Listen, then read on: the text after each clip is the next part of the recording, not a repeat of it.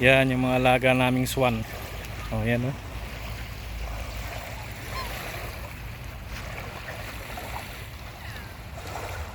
Saan galing? Ba't napadpad kayo rito? Ha? Anong ginagawa nyo? Simpleng-simple lang kayo ha. Pero akit na yan bro. Oh. Ha? Naghahanap din sila ng pagkain eh no? Ang lalaki oh. Black swan ito. Black swan. Oh. Dahil lang may nagbibigay ng pagkain. Kaya sanay na ito sila sa liwanag. Sanay na sa tao yan.